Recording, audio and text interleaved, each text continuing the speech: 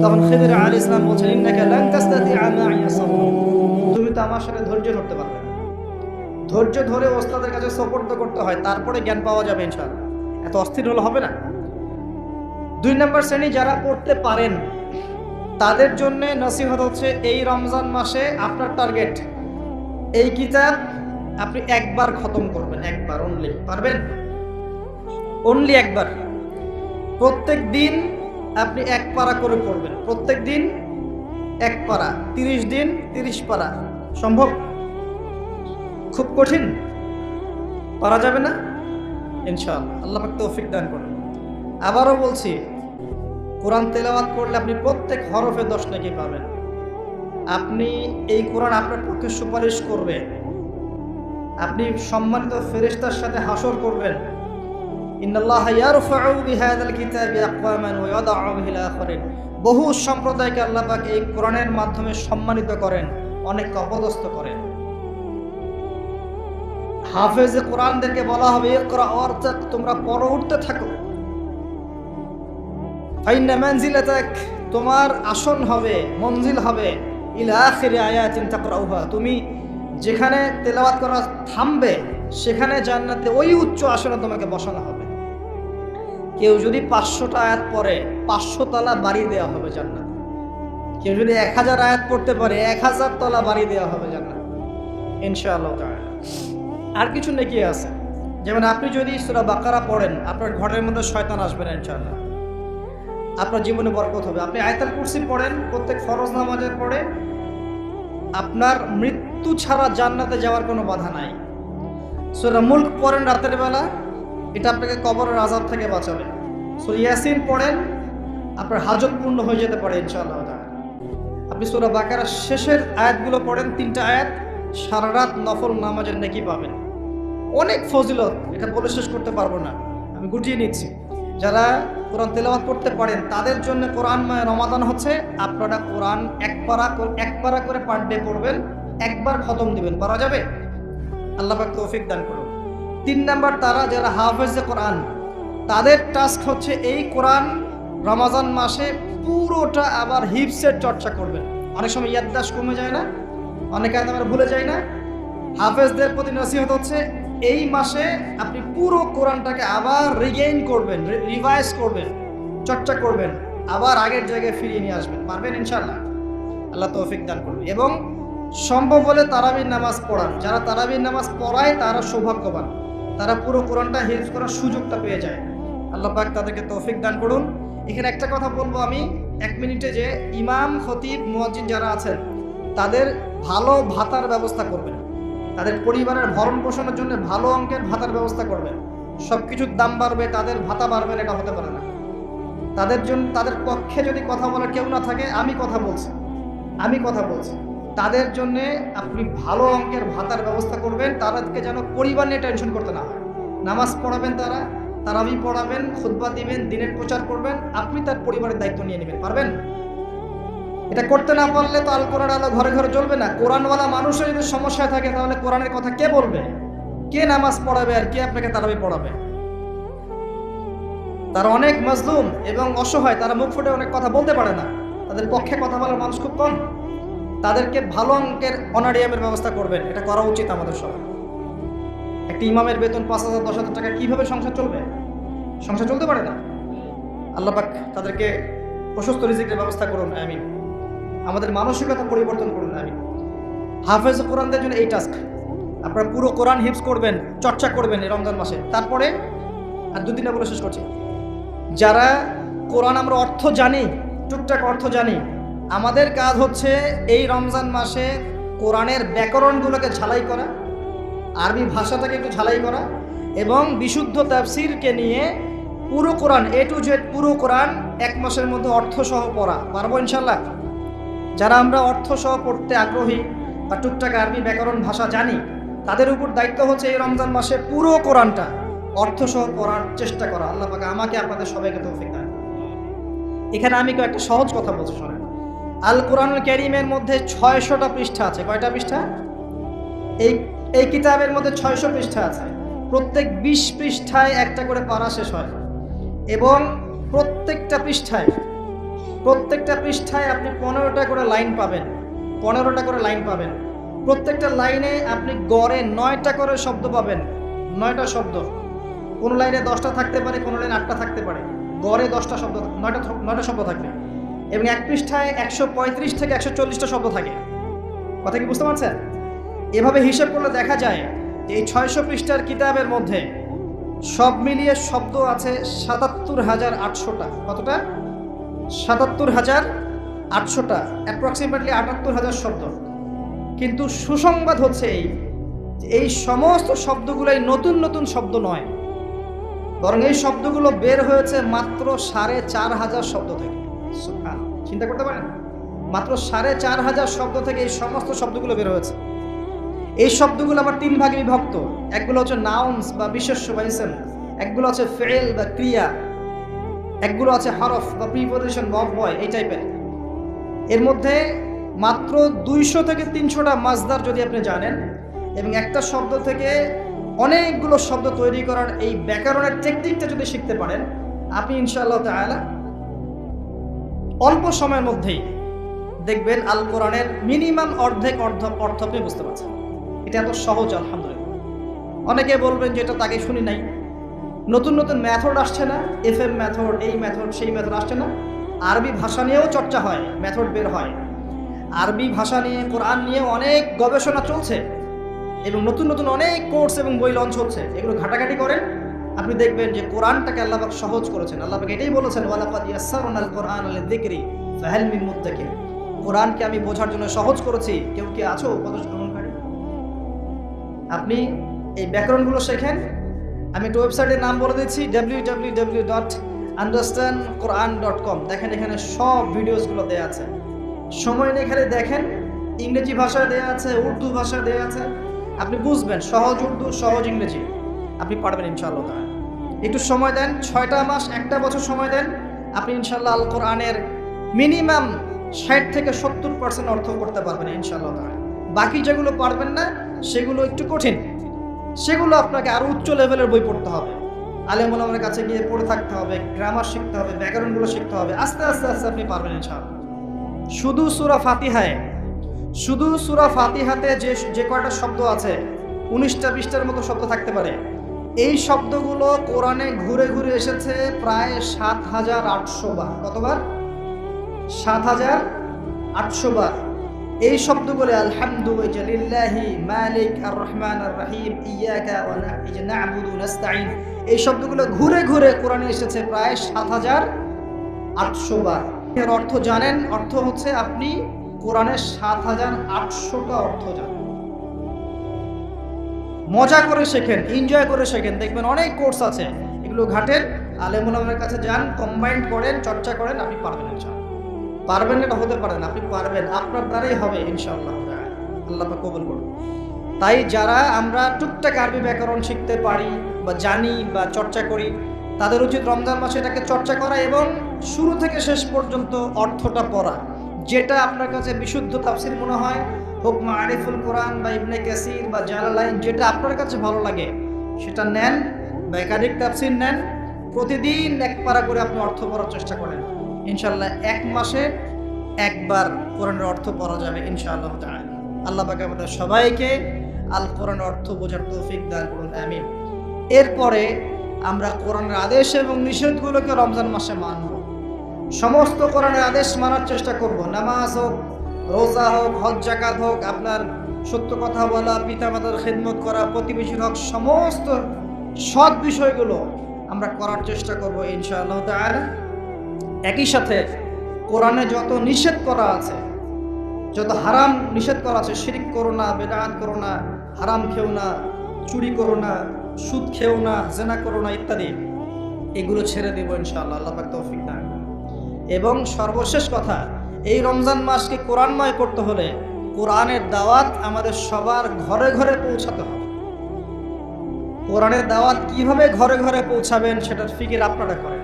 মসজিদ ভিত্তিকভাবে, মাদ্রাসার উদ্যোগে হোক, আপনার বাড়ি বাড়ি তালিমের মাধ্যমে হোক, গাস্তের মাধ্যমে হোক, মুসলিম অমুসলিম সবার ঘরে ঘরে কোরআনের মৌলিক বার্তাগুলো পৌঁছে দিলে ইনশাআল্লাহ তাআলা কোরআনের হক আদায় হবে। এই সেই রমজান মাস, যে মাসে কোরআন নাজিল হয়েছে, এই মাসে যদি আমরা কোরআনের হক আদায় করতে ব্যর্থ হই এবং আমাদের গুনাহগুলোকে মাফ করাতে ব্যর্থ হই, তাহলে আমাদের মতো হতভাগা আর কেউ দোয়া করবেন। দোয়ায় কার্পণ্য করবেন না। আপনি যখন অন্য কোনো মুসলিম ভাইয়ের জন্য দোয়া করছেন, তখন আপনার মাথার কাছে একজন ফেরেশতা থাকবেন, যিনি বলবেন যে তোমার জন্যও তাই হোক, তোমার জন্যও তাই হোক। দোয়া করলে লাভ, আপনার ক্ষতি নাই। আর দোয়া করার উপযুক্ত সময়গুলো খুঁজে খুঁজে বের করবেন। যেমন রোজা রাখা অবস্থায় দোয়া করলে দোয়া কবুল হয়। 2 ইকামতের মাঝখানে, মানে আজান এবং ইকামত এর মাঝখানে দোয়া করলে দোয়া কবুল হয়। নামাজের, ফরজ নামাজের পরে দোয়া করলে দোয়া কবুল হয়। সালাম ফিরানোর আগেও দোয়া করলে দোয়া কবুল হয়, দোয়া মাসুরার পরে। এরপরে সেজদারত অবস্থায় দোয়া করলে দোয়া বেশি কবুল হয়। শেষ রাতে দোয়া করলে দোয়া কবুল হয়। বৃষ্টি পড়ছে, এই সময় দোয়া করলে দোয়া কবুল হয়। একটু দান সদকা করেছেন, ভালো কাজ করেছেন, এখন হাত তুলে দোয়া করেন, দোয়া কবুল হয়। ওযু করেছেন, এখন হাত তুলে দোয়া করেন, দোয়া কবুল হয়। অনেক জায়গা আছে দোয়া কবুলের, খুঁজে খুঁজে বের করে দোয়া করুন। দোয়া চাইতে হবে কেন? নিজের দোয়া নিজে করুন। দোয়া চাওয়া ভালো কাজ, এটা কোনো খারাপ কিছু না, কিন্তু নিজের দোয়া নিজে করতে শেখেন। আপনার যা প্রয়োজন আমি কি বুঝতে পারবো? আপনি যদি বলেন ভাই দোয়া করেন, বলতে পারি যে বারাকাল্লাহ ফিক, কিন্তু আপনার কি কি দরকার, আপনার মূল চাহিদা কি কি, আপনাকে নিজের ভাষা আল্লাহর কাছে বলতে হবে। যদি আপনি কোনো মতে আরবিও না জানেন, আরবির কিছুই জানেন না, আমি বলবো আপনি প্রয়োজনে বাংলাতেই আল্লাহর কাছে দোয়া করেন। আল্লাহ পাক সব ভাষা বুঝবেন ইনশাআল্লাহ। আল্লাহ পাক কি সব ভাষা বুঝবেন না? ইনশাআল্লাহ। বেশি বেশি দোয়া করবেন। রমজান মাসে আরেকটা কাজ করবেন, যাকাত। আপনাদের যাকাত যেটা আছে নিসাব পরিমাণ যাকাত লিস্ট করে ফেলবেন, হিসাব করবেন, রমজান মাসে যাকাত দিয়ে দিবেন। যাকাত আটকে রাখবেন না। যদি যাকাত কেউ অস্বীকার করে, সে আর মুসলিম থাকে না, সে কাফের হয়ে যায়। এটা মনে রাখবেন, যাকাত অস্বীকার করার কোনো সুযোগ নেই। আর অলসতা করে যদি না দেন, এই যাকাত কিয়ামতের মাঠে আল্লাহ পাক এগুলোকে সোনা রূপা পরিণত করবেন, করে গলাবেন, গলিয়ে কপালে, গালে আর পিঠে লেপটে দিবেন, বলেন নাউজুবিল্লাহ। এবং এই যাকাত একটা সাপের আকৃতি নেবে, সাপ, বিষাক্ত সাপ, যেটা গলায় পেঁচানো থাকবে, মাথাটা থাকবে এই কপাল বরাবর। কবরের মধ্যে যখন শোয়ানো হবে, এই কপাল বরাবর এই সাপ ঠোকাতে থাকবে, বলবে আমি তোমার সম্পদ, আজকে 7 ভোগ করো। এটা কি আমরা চাচ্ছি না? যাকাত দিয়ে দেন। আর যাকাত ইসলামিক অর্থনীতির ভিত্তি। যাকাত দিলেই গরিবের কাছে আপনার সম্পদ যাবে, তখন সেও খেয়ে পরে বাঁচতে পারবে। এভাবে সাম্য বজায় থাকবে। আল্লাহ আমাদের বোঝার তৌফিক দান। রমজান মাসে একটা কাজ করবেন, সেটা হলো পরিবারকে সময় দিবেন, পরিবারকে টাইম দিবেন। পরিবারের মধ্যে ইসলামিক সংস্কৃতি গড়ে তুলবেন। একসাথে সেহরি করবেন, একসাথে সাহরি করার পরে একসাথে ইফতার করবেন, একসাথে তালিম করবেন, ইসলামিক কোনো মুভিজ একসাথে দেখলেন, ইসলামিক কোনো লেকচার একসাথে শুনলেন। মানে ইসলামকে এনজয় করবেন পরিবারকে নিয়ে, সাথে করে নিয়ে। বাচ্চা কাচ্চারা দেখবে ছোটবেলায় আমরা বাবাদের সাথে এটা করেছিলাম, ওইটা করেছিলাম। ইফতার বানাচ্ছেন বাসায়, বাচ্চাদেরকে ইনভলভ করবেন, বাচ্চাদেরকে রোজা রাখতে উৎসাহিত করবেন, ওদেরকে নবীদের গল্প শোনাবেন, ইসলামিক কালচারে বড় করবেন। দেখবেন পরিবারের মধ্যে শান্তি, রহমত নেমে আসবে। পারা যাবে ইনশাআল্লাহ। রমজান মাসে আরো একটা কাজ করবেন, সাদাকাতুল ফিতর দিয়ে দিবেন। এটা সম্পর্কে আলেম ওলামারা আপনাদেরকে বলবে খুতবা ইনশাআল্লাহ, আমি আগেই বলে রাখলাম, সাদাকাতুল ফিতর দিয়ে দিবেন। রমজান মাসে আরেকটা ইম্পর্টেন্ট কাজ আছে, সেটা হলো যে আমাদের সমাজে অনেক এতিম থাকে, বিধবা থাকে, নিঃস্ব অসহায় মানুষ থাকে। এই মানুষগুলোর পাশে দাঁড়ানোর চেষ্টা করবেন, বেশি থেকে বেশি দান সাদাকা করবেন। যতটুকু সামর্থ্য আল্লাহ দিয়েছেন, আপনি বেশি থেকে বেশি দান সাদাকা করবেন। এভাবে ইনশাআল্লাহ আপনি রমজানটাকে উপলব্ধি করতে পারবেন, এনজয় করতে পারবেন। আপনার সালাতের মাধ্যমে, আপনার সিয়াম রাখার মাধ্যমে, দোয়া করার মাধ্যমে, জিকির করার মধ্য দিয়ে, পরিবারের সাথে এনজয় করার মধ্য দিয়ে দেখবেন আপনি আত্মশুদ্ধি অর্জন করতে পারছেন। আরেকটা কাজ, রাতের বেলা তারাবির সালাত, রাতের বেলা তারাবি মসজিদে জামাতে পড়ার চেষ্টা করবেন। এবং সবচেয়ে সুললিত কণ্ঠে যিনি তেলাওয়াত করতে পারেন তাকে ইমাম বানাবেন। নামাজটা এনজয় করা যায় যেন। রুকু করলে সেজদা পাই না, এমন নামাজ দরকার নাই। আমার কথায় মন খারাপ করছেন?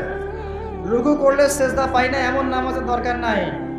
ধীর স্থিরভাবে নামাজ পড়েন, মধ্যম পন্থায় নামাজ পড়েন, সুললিত কণ্ঠে তেলাওয়াত করেন, মক্কার তারাবি দেখেন, মদিনার তারাবি দেখেন, অনেক সুন্দর তারাবি। রাকাত সংখ্যা নিয়ে ঝগড়া করেন না। সামনে একটা ঝগড়া আসবে 20 টাকার না 8 টাকার, তারপরে আবার ঝগড়া আসবে ঈদের তাকবীর কতটা, আর ঝগড়া তো শেষ নাই। আস্তে আস্তে আস্তে আস্তে ইসলামের বিরোধী শক্তি যারা, তারা বিশ্বের নেতৃত্ব দেওয়ার আসনে চলে গেছে, আর আমরা আপোষে এই মারামারি কাটাকাটি ঝগড়া নিয়ে পড়ে আছে। মানে এখনো এই পৃথিবীতে এমন কিছু বান্দা আছে যারা কশ্চিনকালেও জালেমের সামনে মাথা নত করবে না, যারা হকের উপর থাকবে, যারা ইসলামের বিরোধী শক্তিকে ছাড় দিবে না, এমন বান্দাও পৃথিবীতে আছে। তাদের কথা ভিন্ন। বেশিরভাগ মুসলিমই লাহুম কুলুবুন লা ইয়াফকাহুনা বিহা, এরকম পর্যায়ে পড়ছে। হৃদয় আছে উপলব্ধি করে না, চোখ আছে দেখে না, কান আছে শোনে না। এগুলোর ইখতিলাফ বাদ দিয়ে আপনি স্থিরভাবে নামাজের রাকাত সংখ্যা না, আপনি কোয়ালিটি বাড়াবেন। নামাজটা কত সুন্দর হচ্ছে এটা একটা ফ্যাক্ট। এবং তারাবির নামাজটাকে এনজয় করেন। খতম হবে কোরআন, আমরা কোরআনকে এনজয় করবো ইনশাআল্লাহ। এরপরেও শেষ রাত্রে আপনি চেষ্টা করেন নিজে ওঠার জন্য। নিজে ওঠার জন্য পরিবারের লোকজনকে ওঠানো, আসো 2 রাকাত নামাজ পড়ি, আসো 4 রাকাত নামাজ পড়ি। সেহরি করার 1 ঘন্টা আগে ওঠা যাবে না? সেহরি করার 1 ঘন্টা আগে উঠলেই কিন্তু আমি মিনিমাম 5-6 রাকাত, 8 রাকাত, 10 রাকাত নামাজ পড়তে পারবো। 2 রাকাত তো পারবো কমসে কম। 2 রাকাত পড়ে একটু তাসবিহ তাহলিল করে, একটু কোরআন তেলাওয়াত করে আল্লাহর কাছে হাত তুলে দোয়া করা যাবে না? ওই সময় আল্লাহ পাক প্রথম আসমানে নেমে আসেন, সুবহানাল্লাহ, এসে বলেন, কে আমাকে ডাকবে, আমি তার ডাকে সাড়া দিব। কে আছে আমার কাছে কিছু চাইবে, আমি তোমার চাওয়া পূরণ করব। কে আছো আমার কাছে ক্ষমা চাইবে, আমি তোমাকে ক্ষমা করে দেব। আল্লাহ পাক ফজর পর্যন্ত এটা বলতে থাকে। রমাদানের আর 2টা কাজ। এক হচ্ছে লাইলাতুল কদর তালাশ করবে। আর লাইলাতুল কদর তালাশ করতে হলে শেষ দশকটা ইতিকাফ করার চেষ্টা করবে। ইতিকাফ করতে পারলে আপনি লাইলাতুল কদর পেয়ে যাবেন ইনশাআল্লাহ। স্পেসিফিকলি বলা নাই 27 রমজানই লাইলাতুল কদর হবে, স্পেসিফিকলি বলার সুযোগ নাই, মিস হতে পারে। নবীজি বলেছেন শেষ দশকের বেজর রাত 21, 23, 25, 27, 29 যে কোনো একটা রাত লাইলাতুল কদর হবে। এক রাত ইবাদত করবেন, সারা হাজার হাজার মাস ইবাদত করার নেকি পেয়ে যাবেন ইনশাআল্লাহ তাআলা। এই রাতে দোয়া করলে দোয়া কবুল হয়ে যায়। আল্লাহ পাক আমাদেরকে লাইলাতুল কদর পাওয়ার তৌফিক দান করুন, ইতিকাফ করার তৌফিক দান করুন। আরেকটা কাজ যেখান থেকে আমি আসবো, কোরআনময় রমাদানে, রমজান মাসে সবচেয়ে বড় যে কাজটা, এটা দিয়ে শেষ করছি, শোনেন, এখানে একটু সময় নিব, আমি একটু ধৈর্য ধরেন। রমজান মাসের সবচেয়ে বড় কাজ, এবং রমজান মাস যে কারণে মহামান্বিত বা মহিমান্বিত, শব্দটা হয়তো আমি ভুল বলেছি, তো সেটা হচ্ছে আল কোরআনুল কারীম। রমজান মাস সেই মাস যেই মাসে কোরআন নাজিল করা হয়েছে। কি কারণে রমজান মাসে এত ফজিলতময়? প্রশ্নটা কি একটা যৌক্তিক প্রশ্ন না? শাবান মাসে কেন এত কিছু নয়? রজব মাসে নয় কেন? রমজান মাসেই কেন? উত্তর একটা উত্তর, যে শাহরু রমাদানাল্লাযী উনজিলা ফীহিল কোরআন। রমজান সেই মাস যেই মাসে আমি কোরআন নাজিল করেছি। কি জন্য নাজিল করেছেন আল্লাহ পাক? হুদাল লিন্নাস, এটা মানব জাতির জন্য হেদায়েত, ওয়া বাইয়িনাতিন মিনাল হুদা, এবং এটা সুস্পষ্ট একটা প্রমাণ, ওয়াল ফুরকান, এবং সত্য মিথ্যার মানদণ্ড, ইলা আখির আয়াত। সূরা কদরে আল্লাহ বলছেন, ইন্না আনজালনাহু ফি লাইলাতুল কদর, আমি লাইলাতুল কদরে কোরআন নাজিল করেছি। আর কদর কোন মাসে? শাবানে না রজবে না রমজানে? তাহলে রমজান মাসে কোরআন নাজিল হয়েছে, প্রমাণ হলো। রমজান মাসে আল্লাহ পাক কোরআন নাজিল করেছেন কোথায়? এবার আপনাকে দেখাচ্ছি। এই যে আইয়ামে জাহেলিয়াতে। কোথায়?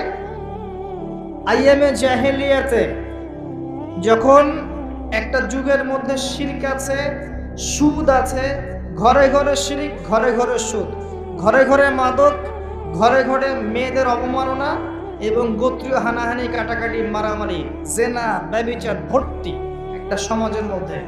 এখানে রমজান মাসে লাইলাতুল কদরে আল্লাহ কোরআন নাজিল করছে। কথা কি বুঝতে পারছেন? এবার এই মাসটাকে আল্লাহ পাক সম্মানিত করে দিলেন। তাহলে রমজান মাসের মূল কাজটা কি? কোরআনকে সময় দেয়া। এই মাসের মূল বিষয়টা কি? আল কোরআন। এখন আসেন, এই জাহেলি যুগে কোরআন নাজিল হলো মাত্র 23 বছর পর। কত বছর? মাত্র 23 বছর কোরআন অনুযায়ী চলার পরে দেখা গেল ওই জাহিলি যুগের মধ্যে কোনো শিরক নাই, ওই জাহিলি যুগের মধ্যে কোনো সুদ নাই, ওই জাহিলি যুগের মধ্যে কোনো নারীর অবমাননা নাই, ওই জাহিলি যুগের মধ্যে কোনো রকমের মাদক নাই, এই জাহিলি যুগের মধ্যে ওই জাহিলি যুগের কোনো গোত্রীয় হানাহানি নাই, সবাই ভাই ভাই হয়ে গেছে। তাহলে যাকে ধর্ষণ করলো সে তার উপর জুলুম হবে না? আল্লাহ পাক যদি ধর্ষককে মাফ করে দেন, তাহলে যাকে ধর্ষণ করা হয়েছে ওর প্রতি জুলুম হবে না? কথা বুঝতে পারছেন না? মনে করেন আপনি নাউজুবিল্লাহ কারো সম্পদ আত্মসাৎ করেছেন, এখন আল্লাহ যদি আপনাকে মাফ করে দেন, তাহলে এই যে যার সম্পদ আপনি আত্মসাৎ করেছেন এর উপরে জুলুম করা হচ্ছে না? আল্লাহ পাক কি জুলুম করবেন? এক জাররা পরিমাণ করবেন না। কিয়ামতের মাঠে নেকি দিয়ে তার এই ঋণ শোধ করতে হবে, অথবা তার গোনা আপনার কাঁধে নিয়ে জাহান্নামের পথে যেতেও হতে পারে। আল্লাহ পাক হেফাজত। এই জন্য সবসময় সতর্ক থাকবেন আপনার যারা যেন মানুষের হক নষ্ট না হয়। মানুষ আপনাকে গালি দেখ, থাপ্পড় মারুক, জমি আত্মসাৎ করে ফেলুক, হক নষ্ট করুক, কি করে করুক, আপনি তারটা করতে চান না। যারা করছে আপনি লাভবান। আপনি কেমন করে লাভবান? আপনি অসংখ্য নেকি পাচ্ছেন, আপনি জানছেনও না।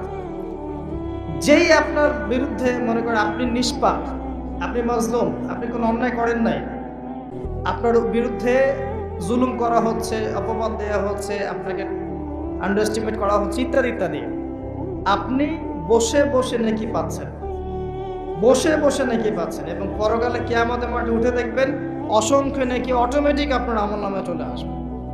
তখন তারা আফসোস করবে দুনিয়াতে এই কাজগুলো না করে ভালো কিছু করলে ভালো হতো। যাই হোক, মানুষের সাথে জড়িত পাপ আল্লাহর কাছে মাফ হবে না। এই কারণে এই রমজান মাসে ওই লিস্টের মধ্যে থাকবে আমি কার কার ক্ষতি করেছি, থাকবেই। কিন্তু যতটুকু মনে পড়ে, যতটুকু মনে পড়ে লিখে ফেলবেন, সুযোগ থাকলে সেটা ফেরত দিয়ে দিবেন। যদি সুযোগ না থাকে ক্ষমা চেয়ে নেবেন, যদি সেই সুযোগও না থাকে তার পরিবারের কাছে ক্ষমা চেয়ে নেবেন, যদি সেই সুযোগও না থাকে তার পক্ষ থেকে সদকা করে দিয়ে পারা যাবে ইনশাআল্লাহ। সেই সুযোগও নাই, তাহলে হাতটা তুলে তার জন্য দোয়া করবেন, আল্লাহ আমি আমার অমুক ভাইকে মিথ্যা অপবাদ দিয়েছিলাম, আল্লাহ তুমি তাকে মাফ করে দিও। আশা করা যায় আপনার গুনাহ আল্লাহ মাফ করে দিবেন ইনশাআল্লাহ। আসল রমজানের প্রথম কাজ এইটা, গুনার লিস্ট করা। একটু ধৈর্য ধরে বসেন। আমি অনেক ক্লান্ত, অনেক লম্বা সফর করে আসছি, এই জন্য আস্তে আস্তে কথা বলছি আর কি। তবে ইনশাআল্লাহ আজকে আমরা রমজানটাকে কিভাবে কাটাবো এবং কোরআনময় করে কিভাবে কাটাবো, কিছু উপকারী কথা আপনাকে বলবো ইনশাআল্লাহ। আল্লাহ পাক আমাদেরকে আমল করার তৌফিক দান করুন। প্রথম কাজ পাপের লিস্ট করা, তারপরের কাজ হচ্ছে তওবা করা। রমজানে আমরা তওবা করব যে আল্লাহ পাক আমি দুনিয়াতে যত পাপ করেছি, জানা অজানা, ছোট বড়, প্রকাশ্য গোপন, যত পাপ করেছি, যা আমি জানি, যা আমি জানি না, যা তুমি আমার চেয়ে ভালো জানো, আল্লাহ মাফ করো। পারা যাবে ইনশাআল্লাহ। খালি বলতে হবে আস্তাগফিরুল্লাহাল্লাযী লা ইলাহা ইল্লা হুয়াল হাইয়ুল কাইয়্যুম ওয়া আতুবু ইলাইহি, এটা পড়বেন। অথবা আল্লাহুম্মা আনতা রাব্বী লা ইলাহা ইল্লা আনতা খালাকতানি আনা আবদুক ওয়া আনা আলা আহদিক ওয়া ওয়া'দিকা মাস্তাতা'ত আউযু বিকা মিন শাররি মা সানা'ত আবুউ লাক বিনি'মাতিকা আলাইয়া ওয়া আবুউ বিযানবি ফাগফিরলি ফাইন্নাহু লা ইয়াগফিরুয যুনুবা ইল্লা আনতা।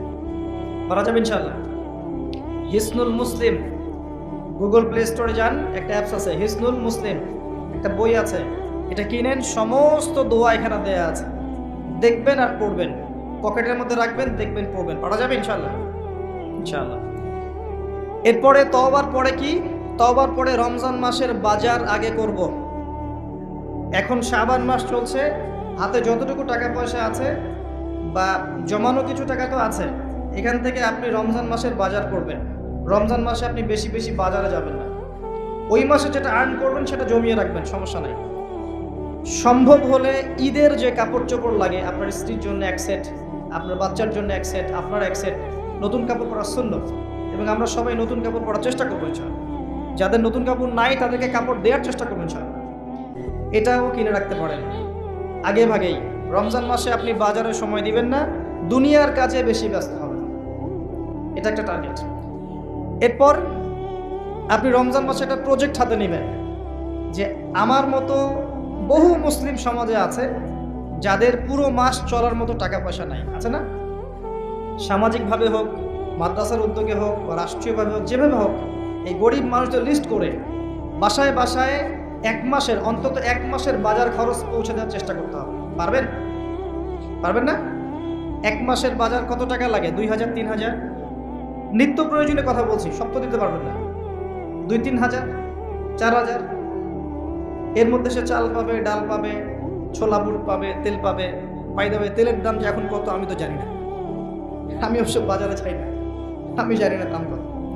তবে একটা ফেসবুক স্ক্রল করতে গিয়ে একটা ভিডিও আসলো, দেখলাম যে দেখে খুব হাসি বের হলো আর কি। যে বাড়ির গিন্নি সে কড়াই ধরে আছে, আর বাড়ির কর্তা ওই তেলের বোতলটাকে তালা দিয়ে লক করে রেখেছে আর কি। তো গিন্নি এসে বলছে আজকে রান্না করবো, তেল দাও। সে উঠলো, উঠে লক খুলে যে কৌটাটা আছে, যে কৌটার মুখটাতে এক কর্ক তেল ঢেলে এই আপনার কড়াইতে দিল, যে এটা দিয়ে আজকে চালাও। তো আল্লাহ পাক আমাদের এক শ্রেণীর অসৎ ব্যবসায়ীদেরকে হেদায়েত করুক, যারা কৃত্রিম সংকট তৈরি করে জিনিসপত্রের দাম বাড়ায়। আল্লাহ পাক এদেরকে হেদায়েত করুক। কঠিন শাস্তির আওতায় আনা উচিত। যদি এটা ওমর রাদিয়াল্লাহু আনহুর শাসন হতো, দেখতেন শাস্তি কাকে বলে, প্রকাশ্যে শাস্তি দিত তারা। যদি এটা ওমর রাদিয়াল্লাহু আনহুর যুগ হতো, তাহলে দেখতেন শাস্তি কাকে বলে। ওমর ইবনুল খাত্তাব রাদিয়াল্লাহু আনহুর একজন ছেলে একটা অন্যায় করেছিল, সম্ভবত তিনি মদ পান করেছিলেন, সম্ভবত। কাজী দোররা দিচ্ছে 80 বেত্রাঘাত, দোররা আস্তে আস্তে দিয়েছে। আমিরুল মুমিনের ছেলে, জোরে মারা যাবে না। ওমর রাদিয়াল্লাহু আনহু নিজে উঠে গিয়ে সেই দোররা হাতে এনে নিজে পিটানো শুরু করলেন। দোররা মারা শেষ হওয়ার আগেই ছেলে ডেড, স্পট ডেড। কথা কি বুঝতে পারছেন? এবার ছেলেকে দাফন করলেন। দাফন করে বাকি দোররা যে কয়টা বাকি ছিল, এই বাকি দোররাগুলো তার কবরের উপরে মারছে। মারার পরে আল্লাহকে বলছে, আল্লাহ আমাকে মাফ করে দিও, হয়তো আমি ন্যায় বিচার করতে পারলাম না। আমি কি বুঝাতে পারছি ভাই? এটা তার শাসন। এরকম শাসন আবার আসবে ইনশাআল্লাহ। মনে করবেন না যে আসবে না। যা দেখছেন সব কিছু থাকবে না, এগুলোর কিছুই থাকবে না। পুরো বিশ্বে যা দেখছেন, এই আমেরিকা, এই আপনার ইসরায়েল, এই রাশিয়া, এই যে চায়না, এই যে ন্যাটো, আপনার ইউনাইটেড নেশনস, যা দেখছেন সব কিছু ধ্বংস হয়ে যাবে ইনশাআল্লাহ। এটাই বাস্তব। কুদিয়াল আমর লেখা হয়ে গেছে কোরআনে এবং সুন্নাহয়। এবং বাইতুল মাকদাস বা মাকদিস যে যাই বলেন, জেরুজালেম থেকে নবী ঈসা ইবনে মারইয়াম আবারও সেই রকম একটা শাসন চালু করবেন ইনশাআল্লাহ পৃথিবীতে। বিশ্বাস হচ্ছে না? দেখতে থাকেন সামনে কি হয়। পরাশক্তিগুলো ধ্বংস হয়ে যাবে। যাই হোক, আজকে ওই দিকে আছি না, টপিক ওইটা না। যেটা বলছি, বাজার করে ফেলেন এবং প্রজেক্ট নেবেন। যারা দরিদ্র দুস্থ, এদের পরিবারে আমরা পার পরিবার একটা করে প্যাকেজ পাঠিয়ে দিব, যেখানে নিত্য প্রয়োজনীয় দ্রব্য থাকবে। তারাও যেন রমজান মাসে খেয়ে পরে বাঁচতে পারে। পারা যাবে ইনশাআল্লাহ। চেষ্টা করেন, আল্লাহ পাক আপনার রিজিকে বরকত দিবেন ইনশাআল্লাহ। একটা হাদিসে আছে, বান্দা যতক্ষণ অন্য ভাইয়ের সাহায্যে থাকে, আল্লাহ ততক্ষণ ওই বান্দার সাহায্যে থাকে।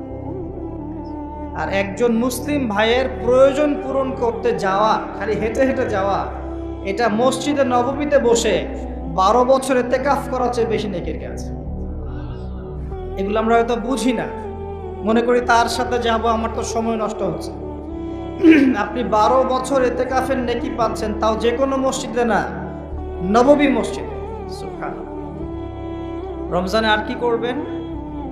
কম খাবেন, সেহরি আর ইফতারে বেশি খাবেন না, এবং 2টা তরকারি দিয়ে যদি খাবার হয়ে যায়, 10টা তরকারি করার কোনো দরকার নেই। আপনিও দুনিয়ার কাছে বেশি ব্যস্ত হবেন না, বাড়ির মা বোনদেরকেও ব্যস্ত রাখবেন না, তাদেরকেও দিন শেখার সুযোগ দিবেন। তারা তালিম করবে, তারা কোরআন শেখার মজলিসে যাবে, তারা মহিলাদের মধ্যে দিন চর্চা করবে, তাদেরকেও দিনের সুযোগ করে দিতে হবে। পারা যাবে ইনশাআল্লাহ। এবং আপনিও তালিমে বসবেন, 5 ওয়াক্ত নামাজ মসজিদে আদায় করবেন, ইসলামিক দর্শগুলোতে বসবেন, ইমানকে তাজা করবেন। কম খাবেন। আমি বরাবরই বলি যে এই খাওয়ার যে ব্যাপারগুলো আছে, এখানে আমরা যারা দাবি করি যে ইসলাম আমরা প্রচার করছি, জনগণের মাঝে ঢুকাই দিচ্ছি, তাদের অনেকের মাঝেই দেখবেন খাওয়ার সুন্নত নাই। তাকওয়া সম্পূর্ণ আল্লাহ জানেন একজন ব্যক্তির মধ্যে কতটুকু তাকওয়া আছে। অনেক সময় বাহ্যিক চোখে মনে হতে পারে এই ভাইটা ইসলামিক পোশাক পরে নাই, দাড়ি আমার চিত্ত ছোট, চলাফেরা কেমন জানি, সুন্নতি পোশাক নাই, ওঠা বসা চলাফেরা কেমন মনে হচ্ছে। কিন্তু কে জানে যে তার মনের মধ্যে এমন তাকওয়া থাকতে পারে যার কারণে সে আমার চেয়ে বেশি সম্মানিত হতে পারে না? আবার অনেক সময় মনে হতে পারে যে আমি এইসব চেয়ারে বসে আছি, বড় বড় ওয়াজ করছি, নসিহত করছি,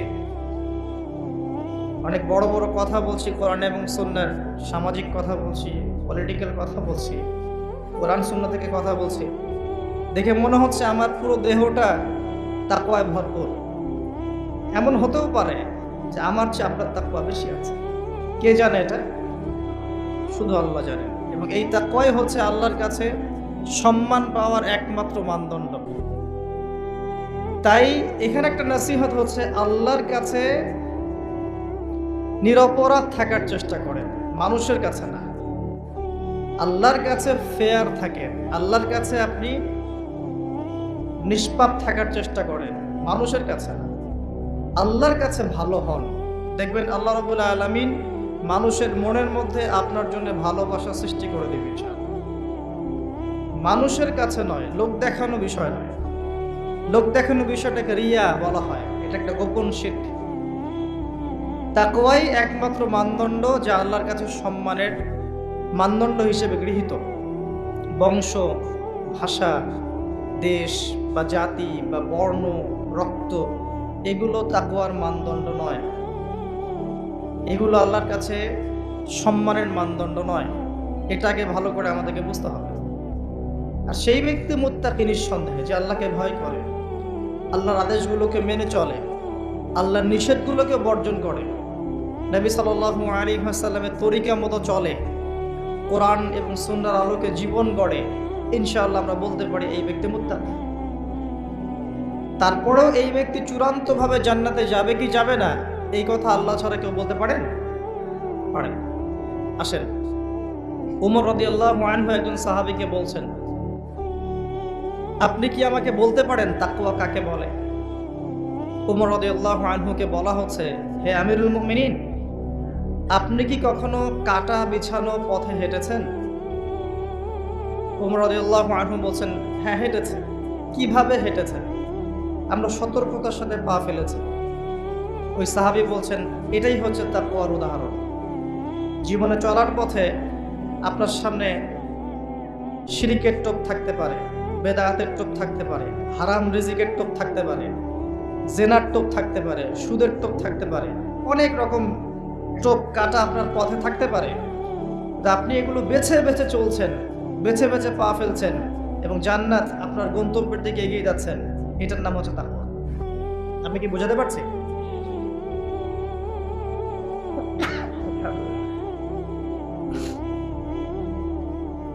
আল্লাহ পাক রমাদান মাসে সওম ফরজ করেছেন তাকওয়া অবলম্বন করার জন্য। কিন্তু বাস্তবতা হচ্ছে, আমরা দেখি রমজান মাসে অনেকেই নামাজ পড়ে না, রোজা রাখে, তারাবির নামাজ পড়তে আসে, 5 ওয়াক্ত নামাজ মসজিদে এসে পড়তে চায় না। রমাদান মাসে অনেক মা বোনকে দেখা যায় পর্দা না করেই বেহায়ার মতো হাট বাজারে ঘোরাফেরা করছে। রমজান মাসে দেখা যায় আমরা অনেক সুদের লেনদেনের সাথে সম্পৃক্ত থাকি। রমাদান মাসে আমরা ঘুষ খাই, রমাদান মাসেও আমরা দুর্নীতি করি। রমজান মাসেও দেখা যায় আমরা এই যে অশ্লীল মুভিজগুলো, টিভি, তারপরে এই যে থিয়েটার, আপনার ফ্যাশন শো, আপনার সিরিয়াল, এগুলো অনেকে দেখি। রমজান মাসে আমরা এই কাজগুলো করি। রমজান মাসে অনেক হোটেলে দেখা যায় পর্দা টাঙানো আছে, ভিতরে খাবার খাওয়া হচ্ছে। রমজান মাসে অনেক কিছু দেখা যায় যেগুলো আসলে তাকওয়ার খেলাফ। রমজান মাসে রোজা রেখে যদি মানুষ এগুলো করে, পাশাপাশি হিংসা করে, গীবত করে, মিথ্যা কথা বলে, অশ্লীল কথা বলে, ঝগড়া করে, মারামারি করে ইত্যাদি ইত্যাদি, তাহলে কি সম তাকওয়া নিয়ে আসবে? এই রোজা কি আমার জীবনে তাকওয়া নিয়ে আসবে? রোজার উদ্দেশ্য হচ্ছে তাকওয়া অবলম্বন করা। আসুন প্র্যাকটিক্যালি কি করতে পারি আমি শুরু থেকে বলছি। প্রথমত, রমজান মাস আসার আগে আমাদেরকে একটা হাদিস মাথায় রাখতে হবে। একটা হাদিস, মাত্র একটার কথা বলছি, হাদিস অনেক আছে, আমি একটার কথা বলছি। নবী সাল্লাল্লাহু আলাইহি ওয়াসাল্লাম বলেছেন, যে ব্যক্তি রমজান মাসকে পেল কিন্তু তার গুনাহ মাফ করতে পারলো না, সেই ব্যক্তি ধ্বংস হবে। এই কথাটা মাথায় রাখবো আমরা। যে ব্যক্তি রমজান মাসকে পেয়েছে কিন্তু রমজান মাসকে পেয়েও তার গুনাহ মাফ করতে পারলো না, সেই ব্যক্তি ধ্বংস হবে। মাথায় থাকবে ইনশাআল্লাহ। আরেকটা হাদিস, আল্লাহ রাব্বুল আলামিন তার রাসূলকে বলছেন আমাদেরকে জানিয়ে দেওয়ার জন্য, যে ব্যক্তি রমজান মাসে ঈমানের সাথে সওয়াবের আশায় সবগুলো সওম রাখবে, সবগুলো রোজা রাখবে, আল্লাহ পাক তার বিগত জীবনের সমস্ত পাপ মাফ করে দেবে। আরও আছে, যে ব্যক্তি রমজান মাসে ঈমানের সাথে সওয়াবের আশায় তারাবির সালাতগুলো পড়বে, আল্লাহ পাক তার সমস্ত গুনাহ মাফ করে দেবে। আরেকটা আছে, যে ব্যক্তি ঈমানের সাথে সওয়াবের আশায় রমজান মাসের লাইলাতুল কদর জাগবে, লাইলাতুল কদর শেষ দশকের বিজোড় রাতগুলোর মধ্যে আছে, এই ব্যক্তির সমস্ত গুনাহ আল্লাহ পাক মাফ করে দেবে। এই কয়েকটা হাদিসই যথেষ্ট আমাদের জন্য। এগুলো মাথায় রেখে আমরা এখন প্ল্যান করি। রমজান আসার আগেই নিজের গুনার হিসাব করতে হবে। কিসের হিসাব? যেহেতু আল্লাহ রাসূল বলেছেন এই মাসে গুনাহ মাফ করতে পারলো না, তার জন্য ধ্বংস। কে জানে যে এর পরের রমাদানে আপনি বেঁচে নাও থাকতে পারেন। আমরা কেউই বেঁচে নাও থাকতে পারি, সম্ভাবনা নাই। কেউ গ্যারান্টি দিবে যে বেঁচে থাকবোই? তাহলে এই গনিমতটাকে গনিমত মনে করা উচিত নয় কি? আচ্ছা, প্রথম কাজ হচ্ছে পাপের লিস্ট করা। আপনি আমি খুব ভালো করেই জানি যে আমরা আমাদের জীবনে কি কি বড় পাপ করেছি, আমাদের বিবেক জানিয়ে দিবে না? আমরা কিন্তু ভালো করেই জানি যে আমরা আমাদের জীবনে কি কি বড় পাপ করেছি। কত বছর নামাজ পড়িনি, কত বছর রোজা রাখি নাই, কত বছর যাকাত দেই নাই, কার কার ক্ষতি করেছি, কার কার উপর জুলুম করেছি, কয়বার জেনা করেছি, কয়টা মেয়ের সাথে সম্পর্ক করেছি, কতদিন বেপরদায় চলেছি, বয়ফ্রেন্ডের সাথে কোথায় কোথায় ঘুরেছি, বয়ফ্রেন্ডের সাথে কি কি করেছি। এখন তো গার্লফ্রেন্ডও কি কি করে, তাই না ভাই? সুবহানাল্লাহ। আর কিসের জন্য অপেক্ষা করছেন? কিয়ামতের জন্য আর কোন নিদর্শনের জন্য অপেক্ষা করছেন? তবে এর পরে একটা সময় আসবে যখন মানুষ ছেলে আর মেয়ে বিয়ে করবে। এটা এই ধাপটা পার করে আরেকটা ধাপে যাবে, সেটা হচ্ছে মানুষ জন্তু জানোয়ারের সাথে জেনা করবে। বিশ্বাস করলেন না? অপেক্ষা করতে থাকেন। যখন এটাও দেখবেন তখন আমার কথা মনে করে, ভাই কথাটা বলছিল আগে, মানুষ জন্তু জানোয়ারের সাথেও জেনা করবে। ছেলেকে বিয়ে করছে না, মেয়েকে বিয়ে করছে না, এবং এটাকে প্রমোট করা হচ্ছে এমনভাবে যে এটা একটা ভালো জিনিস, এটা একটা ব্যক্তি স্বাধীনতা, মানুষ চাইলে করতেই পারে। কয়েকদিন পরে দেখবেন মানুষ জন্তু জানোয়ারের সাথেও জেনা করে। বাচ্চাদেরকে মানুষ ধর্ষণ করছে না? এক সময় ছিল কি এই জিনিসটা? বাচ্চাদেরকে কেউ ধর্ষণ করতো? আজকে থেকে 100 বছর আগে ছিল? চিন্তা করে দেখেন, ছিল না। কিন্তু এখন স্বাভাবিক হয়ে যাচ্ছে না? অনেক দেখবেন বাচ্চা এখন ধর্ষিত হচ্ছে। আর যেহেতু এগুলোর বিচার হয় না সুষ্ঠু, ধর্ষক পার পেয়ে যায়। এগুলো কিন্তু এমনি এমনি হয়নি, আস্তে আস্তে এই সময়গুলো আসবে। যাই হোক, আমরা আমাদের ঈমান আমল হেফাজত করি, আমাদের পরিবারটাকে হেফাজত করি। আল্লাহ পাক তৌফিক দান করুন। তো যেটা বলছিলাম, আমরা কিন্তু জানি খুব ভালো করে যে আমরা কি কি পাপ করেছি। এই পাপগুলোকে একটু খাতার মধ্যে লিস্ট করতে হবে। পারবেন? নিজের বড় বড় পাপগুলোকে খাতায় লিস্ট করতে পারবেন? পারা যাবে। ছোটখাটো পাপের কথা বাদ দেন। ছোটখাটো পাপ আল্লাহ পাক ওযু করলে মাফ করে দেন। ওযু করলে পাপ মাফ হয়ে যায়। নামাজের জন্য হেঁটে যাচ্ছেন, পাপ মাফ হয়ে যায়। আপনি এই যে আপনার পায়ের মধ্যে একটা কাঁটা ফুটেছে, পাপ মাফ হয়ে গেছে। আপনি জ্বর আসছে, আপনার গুনাহ মাফ হয়ে যাচ্ছে। আপনি মুসাফা করছেন আমার সাথে, আপনার গুনাহ ঝরে যাচ্ছে, আমার গুনাহ ঝরে যাচ্ছে। ছোটখাটো পাপ মাফের অসংখ্য পদ্ধতি আছে, আল্লাহ পাক দিয়ে দিয়েছেন আমাদের।